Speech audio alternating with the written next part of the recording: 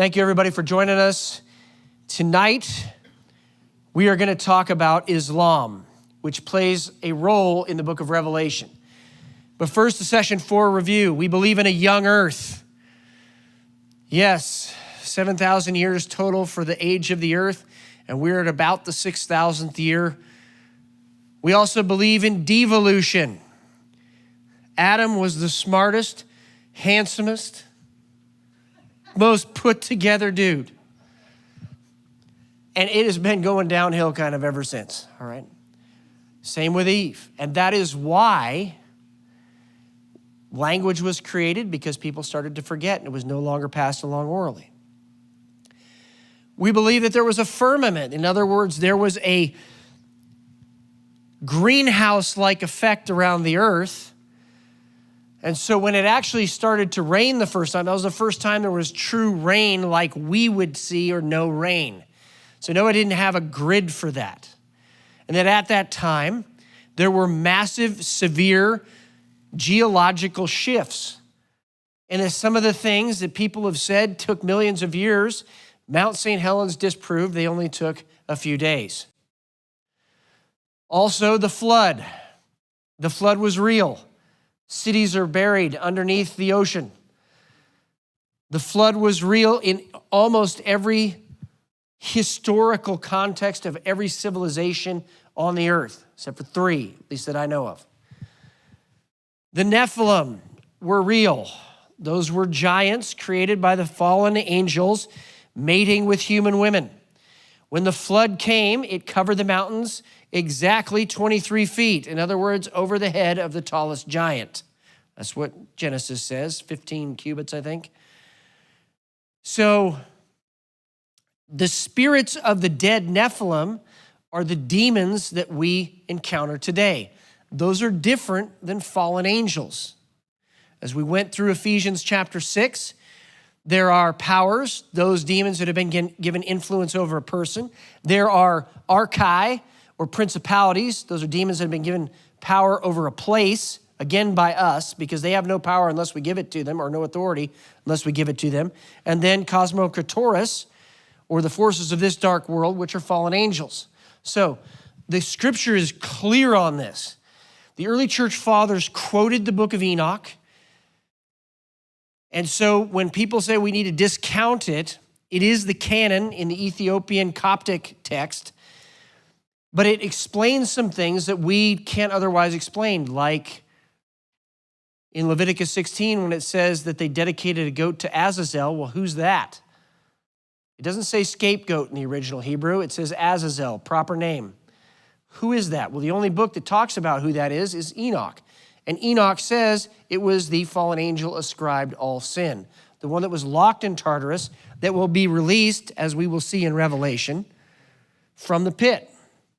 It is also why Tolkien depicted 2 enemies in The Lord of the Rings. Melkor was the first in the Silmarillion, and then Sauron for the rest of the series. Everybody following me right now? That was super nerdy, but it's real, all right? So, the mysteries, the indoctrination into the mysteries has happened throughout all of history. The fallen angels taught things that was passed on and passed down through history. And you can read in different books like Alexander the Great where he was indoctrinated into the mysteries. What does that mean? Well, the mysteries were this secret knowledge, and even comes down to today, the secret or the hidden knowledge, the esoteric knowledge that you can discover, passed down even to today. But it explains another term, Mystery Babylon. Well, it's just going all the way back to the beginning. So it will be tied to that. The book of Enoch, we went through that a little bit. The 3 hells, Tartarus, Hades, and Gehenna. So Tartarus was the holding place for the demons and the fallen angels. Hades had 2 compartments. One was for those that were waiting for the final judgment at the end. But then you had Abraham's bosom. And when Jesus descended on the 2nd day after he was crucified, he had the keys of death and Hades, because he unlocked Abraham's bosom and they came into his presence. See, the order in which things happens matters. Christ had to die so that they could be in the presence of God. Does it make sense now? Okay. So the last judgment, or the last hell, is Gehenna. That is the final hell, or the lake of fire, which is actually also a physical place just south of Jerusalem where they would slaughter all the babies to Molech and burn them alive. The origin of evil, we talked about that. The fallen angels descended onto the top of Mount Hermon, the mountain of oath, took an oath against God. That is memorialized even to this day, and you can see that memorial stone in an English museum. But Jesus is victorious. So as he stood on the temple of Pan, he looked at the grotto of Pan, or the gates of hell in the ancient world, and he said, upon this rock I will build my church. In other words, upon the ruins of the enemy, I will build my church, and the gates of hell will not prevail against it. And he said that at the base of Mount Hermon. And then the next passage, he goes up a day's journey on a mountain. There's only one that's that big, and it's Mount Hermon. He goes up there and he is transfigured. So he reclaims, as his first act glorified, he reclaims the ground, the first ground that Satan had stolen. So, for all of us, it's pretty simple. Jesus Christ died so we can get our inheritance back. Amen? All right. But there is a religion today that is not a religion. But there is a belief system, a theopolitical construct today that is coming at the church directly. In church history, it is depicted as the dragon. And it has been since 632 AD, when the first of the church fathers who understood what was going on said, that's a fulfillment of the prophecy in 2nd Esdras of the rise of the dragon nations of Arabia. So this particular theopolitical construct, everywhere you go, they are out to kill Christians and Jews. And that theopolitical construct is Islam. So if we could switch over to the primer. What I'm about to show you, I brief all over the country. It's a very simple way to look at Islam and give you some facts and just arm you with it. When I was in Iraq, you were in the very interesting position of defending yourself against people who want to kill you and at the same time witnessing to them so that they can have a saving knowledge of Jesus Christ. Okay? Yes, and it is possible. I remember one day, after 6 months of having afternoon tea, that came from the British apparently, afternoon tea with these local leaders, one of them pulled me aside and he looked me in the eyes and he said, Matt, do you know you're going to heaven? And I said, absolutely I do. Jesus Christ died for me. I gave my life to him. I made him the Lord of my life. I know without any doubt I'm going to go to heaven. And he said, I don't, and just began to weep in front of me. You never know. You never know when somebody's ready to actually give their life to Jesus. So, that's the context. Here is the history of Islam. First of all, I am getting very tired of moral equivalency. There's a lot of people out there, both sides are no, they aren't. It's not true. As a matter of fact, it's just not true. So let's knock off this moral equivalency nonsense. And so you hear people say, well, Islam's bad, but the Christians had the Crusades. And therefore, that's nonsense too. Now, here's another interesting thing. So there was a battle called Covadonga in northern Spain. The Spanish army had been driven to a small valley with a cave in it. And they were surrounded by the Muslim armies, and they decided to take a last stand and fight. And they won. You may recognize that battle as the Battle of Helm's Deep in The Lord of the Rings. The other interesting piece that happened is after they lost there, the Muslim armies went around to a place called Tours, France. 732 AD, they came against the army of Charles Martel. Charles Martel had to have a conversation because some people said, this is God's judgment. We just need to let them continue to rape, pillage, and literally defile churches and rape the nuns and the priests both on the altar. And he said, if we have the ability to stop this and we don't stop it, we're actually complicit in this sin. Therefore, God wants us to stand against this evil and drive it out. The curse is attached to the evil. The judgment is attached to the evil. We're not judged. We're Christians. We're under the blood of Christ. We will drive out the evil. And that's exactly what they did. And out of that, chivalry was born. So that started in 732, the driving of the Islamic armies eventually out of the Iberian Peninsula, Spain and Portugal.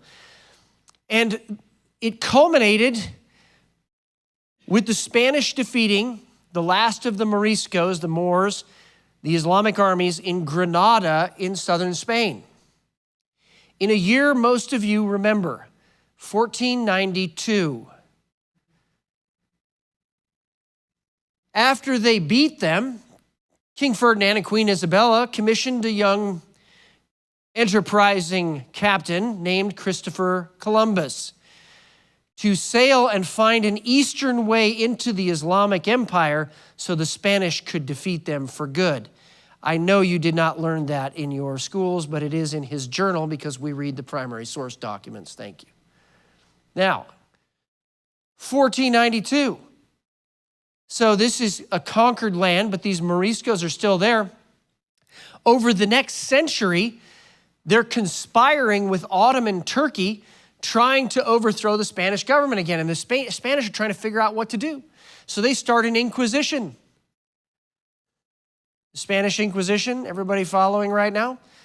To determine who's actually Christian and who's not. Now, I'm not endorsing the methods. I'm just saying this is what happened. So that didn't work. So in the early 1600s, the Spanish finally said, we're done. Wait for it. We're deporting you all en masse across the Mediterranean to a place called the Barbary Coast. And they became, 150 years later, the Barbary pirates who we fought our first war against as the United States after the Revolution. In fact, the Marine Corps, from the halls of Montezuma to the shores of Tripoli, that's where that comes from. So that is a history that makes a lot more sense, does it not? Does it also make sense that you'll hear people say, well, Thomas Jefferson and John Adams read the Quran? Yeah, they did. And you know what the second page of that Quran is? Because we read the primary source documents. The second page of that Quran says, we have translated this apostate work from the false prophet Muhammad so we can know what we're facing. Oops, we don't bring that up in polite conversation. You can go read it to this day. So Thomas Jefferson wasn't a Muslim. He didn't promote Islam. He was trying to figure out the enemy he was fighting. Same with John Adams. All right, so let's talk a little bit about key Jewish dates. So Purim in Esther is the right to bear arms. God allowed the Jews to be armed to defeat those that were coming to kill them. So when somebody says, well, God doesn't believe it, he did it there. He's not going to contradict his word because there's something about self-defense, defending the temple of the Holy Spirit, that is important to him. Also the day of destruction, Av 9. This is typically in August, what we would know as August, and it is considered the worst day in Jewish history. Now, if you remember a couple weeks ago, I said the red heifer was slain. We don't know if it was the real one or not, but was slain, and was it sacrificed on Av 9? Because wouldn't it be interesting if the Jews sacrificed a red heifer on the worst day in their history, the day that both temples were destroyed? It's on the same day. Spies returned with the bad report on that day, scripturally. Jews were expelled from England, France, and Spain on that day. Germany entered World War I on that day. And the Germans approved the final solution on that day. There's something about that day we should be paying attention to, yeah? Let's talk a little bit more about key dates. Here's some key Christian dates. I want you to take a picture. If you follow me on Twitter, you will see me celebrate some of these key dates because it sends some people into apoplexy, but we need to know our history, okay?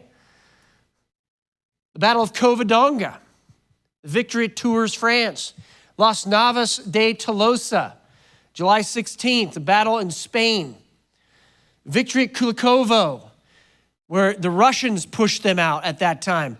Now, I say the Russians, I don't want to get into a big old argument, but Kiev Rus started in Kiev, which means it started in Ukraine. I don't want to go there, okay, but that's where it was when they pushed them out. You saw that on the map. Part of Ukraine had been invaded by the Islamic armies. The fall of Constantinople in Turkey. Well, for 700 years, the Muslims had tried to take Constantinople and they couldn't. But they finally did. And the beautiful church there, the Hagia Sophia, was desecrated. The priests and the nuns and the boys were raped on the altar. They destroyed the whole inside of it.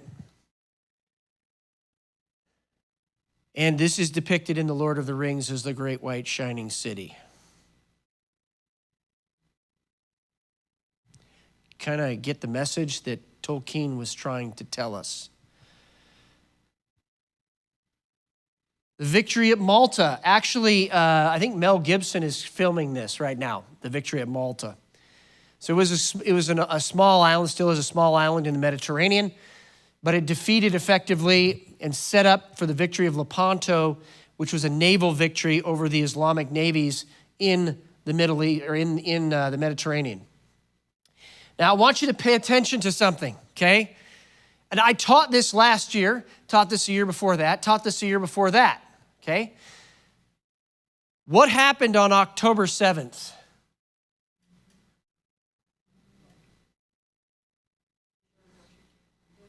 The invasion of Israel, okay? This was not a coincidence. They know these dates and they're trying to reclaim them for Islam. What happened on September 11th? They picked that date intentionally because it was their worst loss in Eastern Europe. So Western Europe, 732 AD, that was their big loss at Tours, France. Well, then they tried to come in through the east, and at the Battle of Vienna, Jan Sobieski, the great Polish king and general, came down from the Kaliningrad with a great cavalry charge, and they had these huge wings on the back of the knights, and it made such a sound coming down the mountain that the Islamic armies just got overran, and they won. It's called the Battle of Vienna, 1683, on September 11th. That's why they picked that date. The victory at Zenta, also on September 11th. And watch this, the abolition of the caliphate happened on March 3rd. So after World War I, the Ottoman Turks were defeated, the caliphate was abolished, the Hagia Sophia, that church that had been desecrated, was turned back into a museum because that was the only place a caliph could be ordained. So they turned it back into a museum and began a secular government in Turkey on March 3rd. I bring that date up for this reason. I am watching very carefully because it's 100 years now to March 3rd. And this next year will be 101, okay? So I'm watching this, and I'm like, is this a date? Actually, 102. Is this a date that they could declare the caliphate again in Turkey? So I pay attention to that. What gave rise to modern jihad was World War I. Actually, 1917 was a seminal year. I want you all to write that down and remember that year. World War I, 1917. The caliphate is defeated. Germany is defeated. What was known at that time as the Second Reich was defeated. And it'll be important to remember that later. The surrender and capture of Jerusalem really solidified that, being in 1917. So, a few years later, a guy named Hassan al-Banna started the Muslim Brotherhood. You guys heard the Muslim Brotherhood in the news recently, yeah? They were started to reestablish the caliphate because it was such an embarrassment to Islam. And they're still with us today, creating terror around the world. You want to read some books, one of the best books on this historically is A Sword and the Scimitar. It's got the most historical references. However, it is absolutely abominable because it is so graphic. So you have to pray as you read through that thing. All right. Now I hear some people say, well, Pastor, there was this Treaty of Tripoli where the United States said it was not a Christian nation. The United States actually made this treaty with the Barbary pirates. The government of the United States of America is not in any sense founded on the Christian religion. That was Article 9 of this treaty, okay?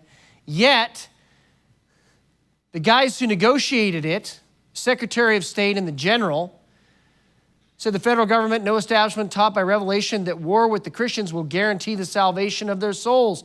So they were saying, listen, the Muslims believe it's war with the Christians, that the United States is a Christian nation. The life of General Eaton, commander of the Christian and other forces which led the treaty, that's literally the official account. The Christian forces is what they called the United States. We never received articles of so excellent a quality from any Christian nation. That was what the Muslims said. So there's a lot of people out there who say we're not a Christian nation. Everybody else seems to think so, including the Chinese. Perhaps we need to reevaluate our identity. Here's a translation of the Quran that Thomas Jefferson had so you guys can see this. Translation to the Christian reader. Here being so many sects and heresies banded together against the truth, finding that, and then it talks about Muhammad, finding that Muhammad wanted to muster, thought good to bring it to their colors, that so viewing thine enemies in their full body thou mayest, the better prepare to encounter and hope to overcome them. So they created the translation so they could beat the Islamic armies on the Barbary Coast. It is, and then he calls them essentially a ridiculous text and an absurd text. And this book, the Quran, will render that law contemptible, vile, or worthless. Here is the one for John Adams. This book is a long conference of God, the angels, and Muhammad, which that false prophet very grossly invented. So very clear that the books they read in that time were made to understand Islam, not to become a part of it. And you'll hear it today on TV, on MSNBC, on CNN. They will try to claim that those two presidents were somehow pro-Islam. There is nothing further from the truth. Okay, that guy on the left is Hassan al-Banna, who started the Muslim Brotherhood. The guy in the middle, Kemal Ataturk, was the first leader of secular Turkey after World War I. That symbol right there is the symbol of the Muslim Brotherhood, also known as the Ikhwan. Here is where they have members all over the world. I'm going to skip that one. Actually, I'm going to go back here for a second. This is where the least amount of mosques are in America, is this area of the country. They're trying to change that right now. And I find it fascinating. Where's the least amount of terror attacks? Let me go back here. Where's the most amount of terror attacks? Now, that said, we have had some here. So Soton, Washington had one. Moscow, Idaho had one as well. So let's talk about the Muslim Brotherhood. Oh, sir, be ready for the sound right now. I want you to hear with your own ears what this man has to say. This man is part of the Muslim Student Association. which has a chapter on virtually every college campus in America. I'm going to say that again, including Gonzaga. The Muslim Student Association has a chapter on virtually every college campus in America. So jihad is his spirit. So let's test the spirit. Here's the Muslim Brotherhood's creed, and here is the MSA Pledge of Allegiance again. You'll see it says, jihad is my spirit. Well, jihad is their spirit. So let's take a look at something called the Dome of the Rock. Dome of the Rock is in Israel on the Temple Mount. And here is what it says in Arabic around the outside. Interesting. It is denying the sun. Do you see that? That Allah has not taken unto himself a son. He shouldn't take unto himself a son. They are denying Jesus Christ outright, intentionally. That's why they wrote it up there. Now, here's another little testing the spirit. Here's one of the window panes there.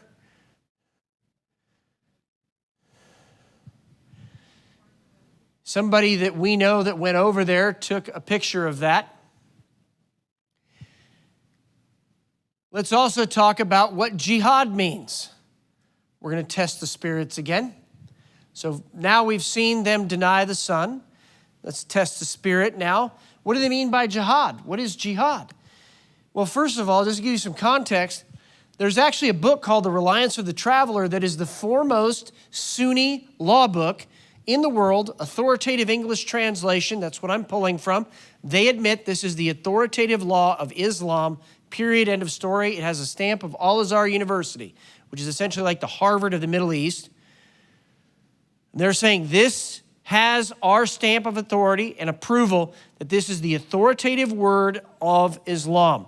So I can go look up all the laws in this thing. It's nice and cataloged out, has all the references and cross-references, and I can see what they actually believe.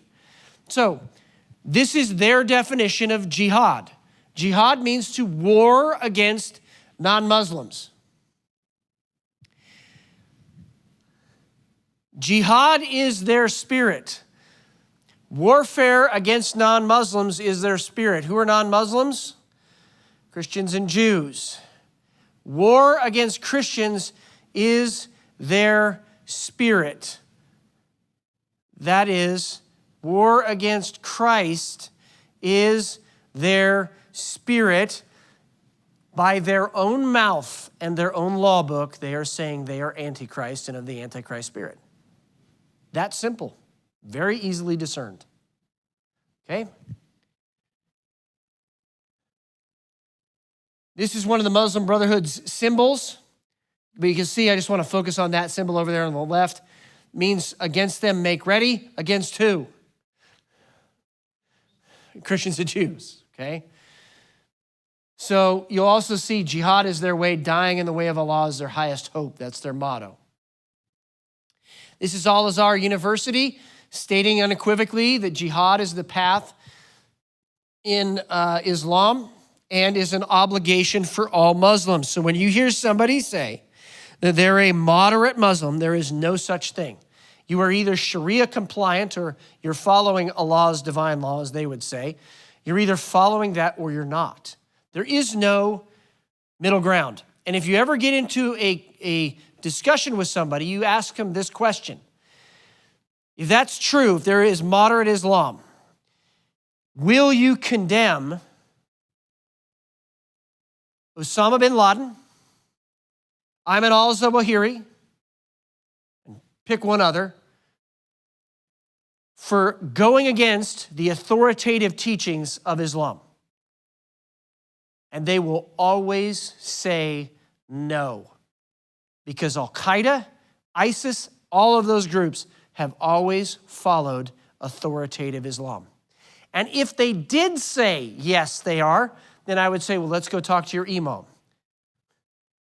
Because if somebody comes against another Muslim and they're wrong, the penalty is extraordinarily severe. And by the way, some of those guys who were on there were taken out by Israel just in the last 2 years.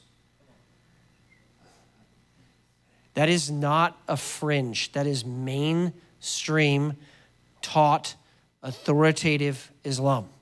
Those guys that you saw, those muftis and clerics and everything, those are leaders. Those aren't just random dudes out in the country or something like that. Those are leaders that are followed in those countries.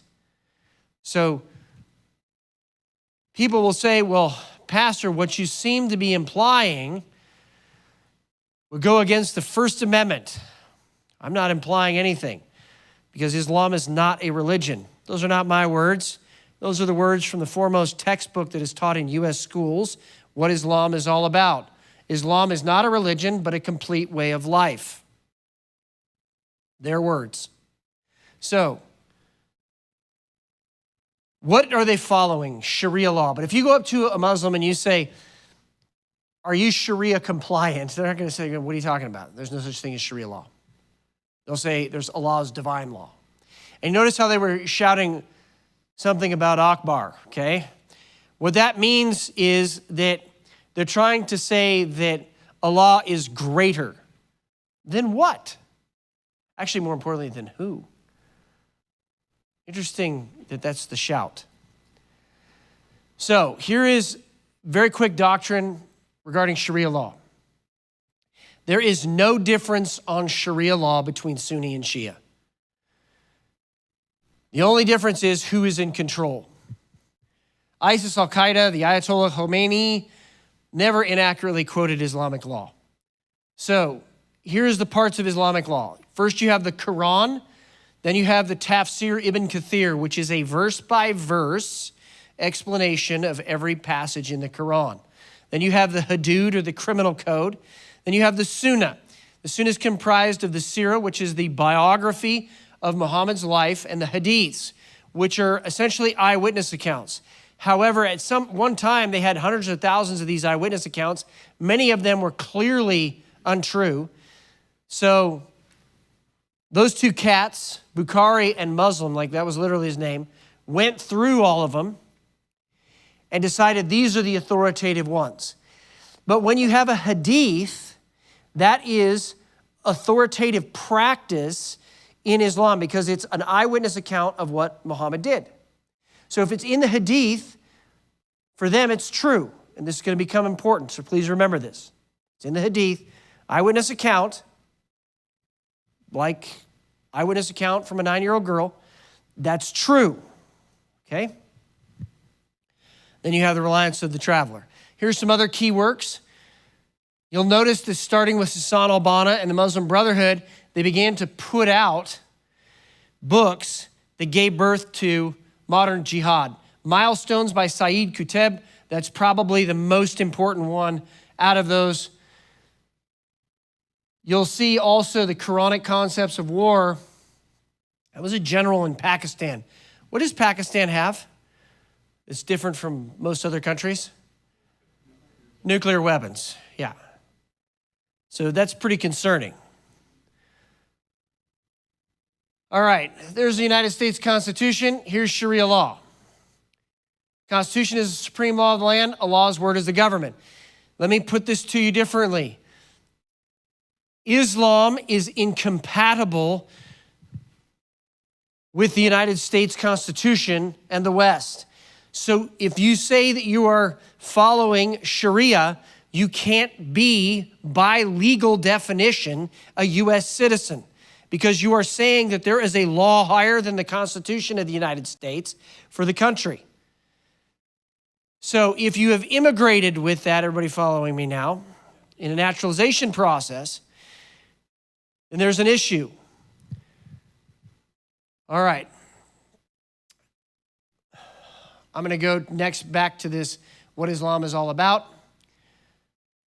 The basis of the legal and political system is Sharia law of Allah. Its main sources are the Quran and the Sunnah. This is in the foremost textbook taught in the United States of America. Like, I'm not pulling this out of like an obscure source somewhere. Like, this is taught in schools, which is one of the reasons we have KCA and homeschools. Come on, somebody. All right. Freedom of religion. Those who reject Islam must be killed.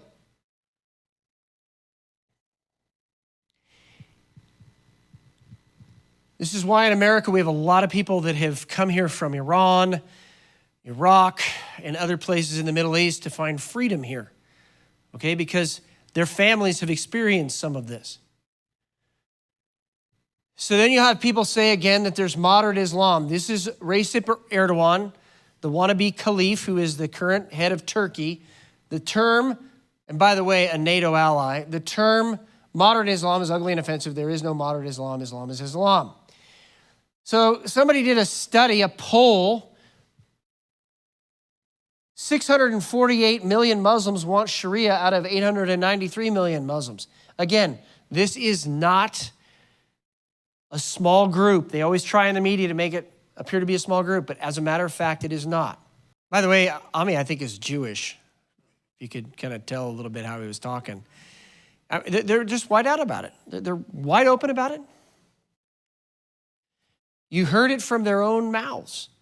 So my question then is, what are they really actually here for? And we're going to answer that.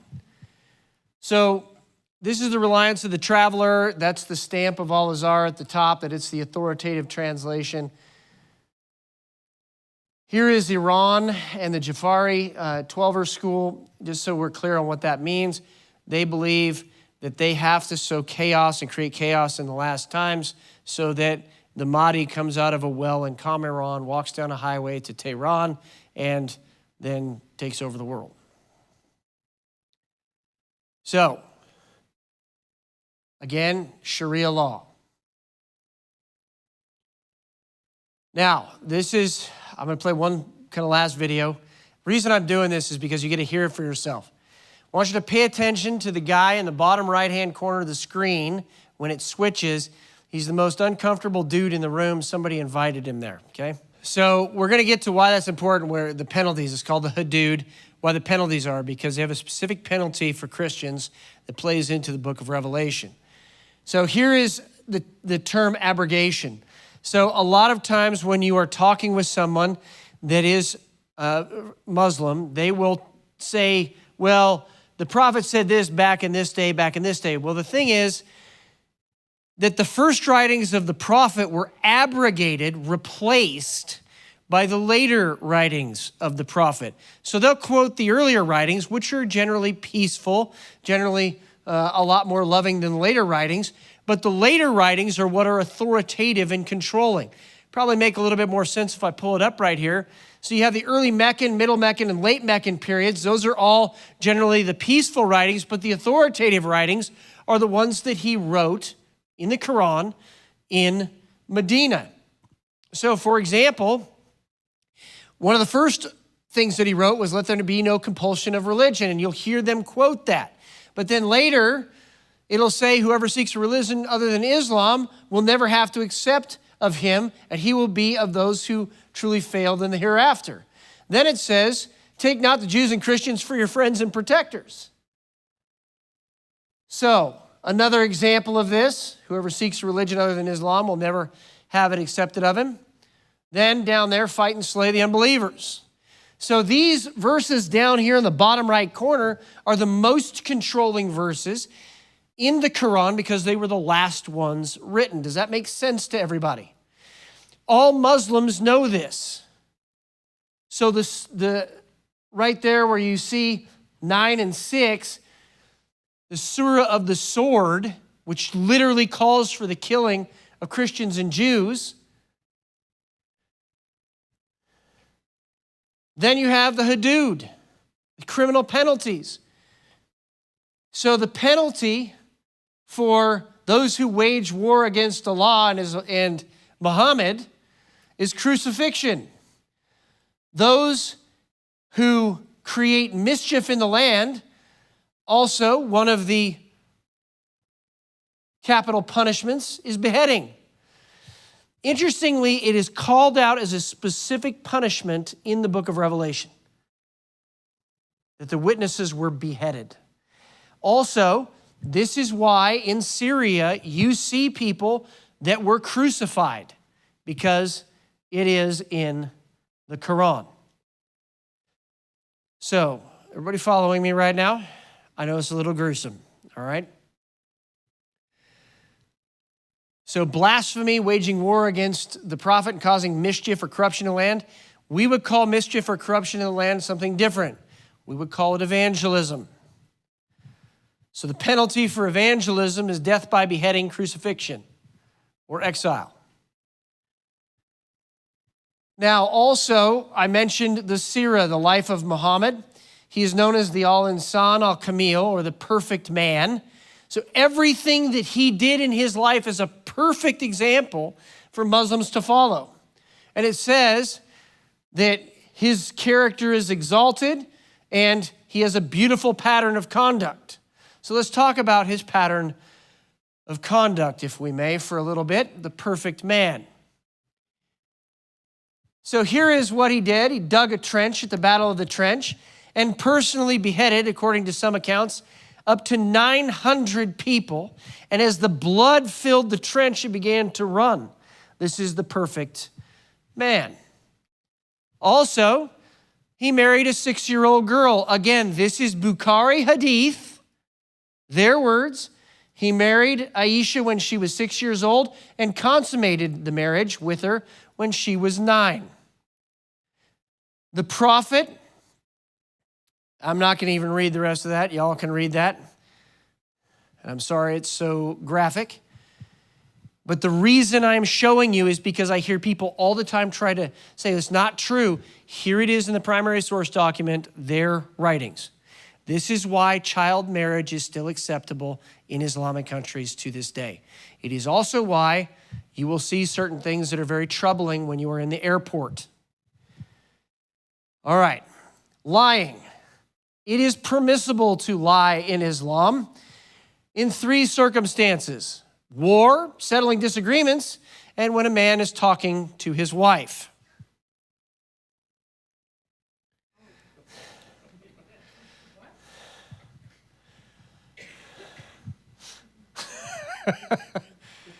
I'm pausing for effect, ladies, because it's intentional. All right.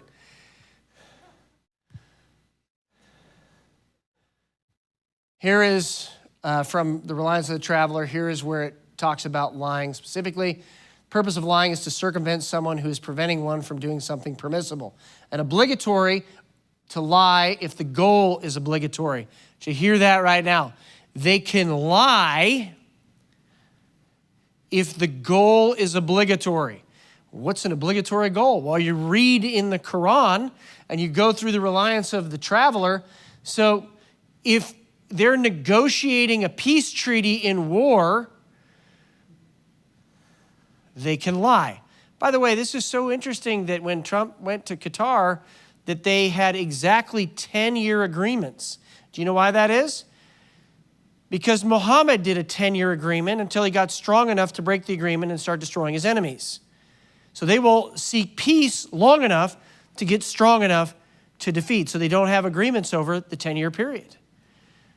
Could it be that they lied during negotiations? Also, the Muslim Brotherhood has been very clear. We know this from a whole bunch of different trials, the Holy Land Foundation trial, but also a guy was arrested filming the superstructure of a bridge outside of Washington, D.C. They raid his house, and in a secret sub-basement in his house, they find the archives of the Muslim Brotherhood in America. It's had all these documents in it, okay? So they have 3 phases of civilization jihad. First, they play the victim. Then they threaten and begin demanding Sharia law. And then they start to enforce it. Guess where we are at today? There are Sharia patrols happening on U.S. soil right now in Houston, Texas, in Minnesota, and in Michigan. And that's what we know about. There's probably way more. So the Muslim Brotherhood's strategic plan for America came out of a court document. Let's read this. The process of settlement is a civilization jihad process with all the word means. The Ikhwan, or the Muslim Brotherhood, must understand that their work in America is a kind of grand jihad in eliminating and destroying the Western civilization from within and sabotaging its miserable house by their hands and the hands of the believers. Stated goal. Court document. Why is this not being used today? 5 phases of the underground movement plan. Discreet and secret establishment of elite leadership.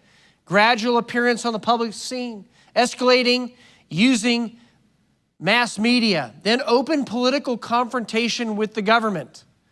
Then seizing power to establish an Islamic nation. I'm going to give you maybe a moment of crystal clarity. There was a group of 4 called the Squad. Islamic and Marxist, both of them. And they were standing up and they were openly coming against the government of the United States of America. We are right now at phase 4, shifting into phase 5. So that you see it, here's the actual document itself. So you see that this is a primary source. Oh, by the way, they even use the term establishing a shadow government within the government. Does that not sound like a deep state to you?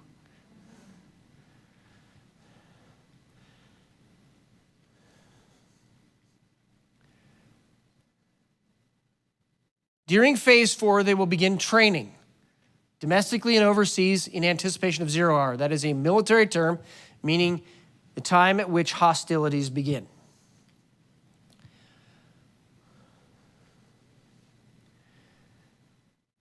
Then you had from Der Spiegel, which is in Germany, their master plan. Again, this is a 7-phase plan from Al-Qaeda: awakening, opening of eyes, rising and standing up, and then collapse hated Arab governments. Guess what the Arab Spring was? Phase 4 of their plan. Phase 5, the caliphate is declared. Guess what ISIS did right after that? It declared a caliphate. That's what they were doing. They're following this plan. Then total confrontation, focus on worldwide war and definitive victory. All right, what is a mosque for? A mosque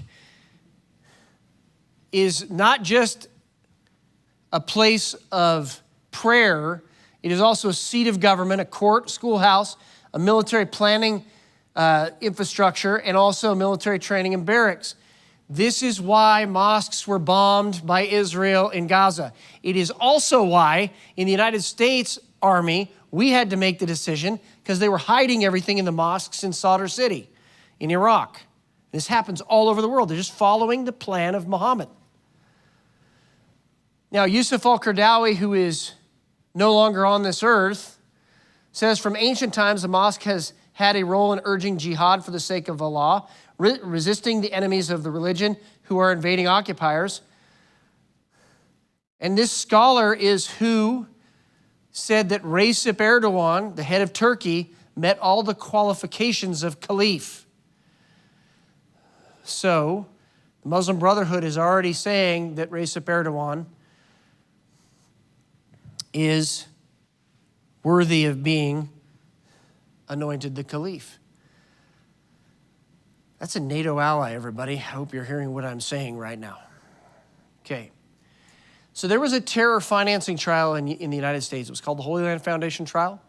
It was the largest terror financing trial ever successfully prosecuted in U.S. history.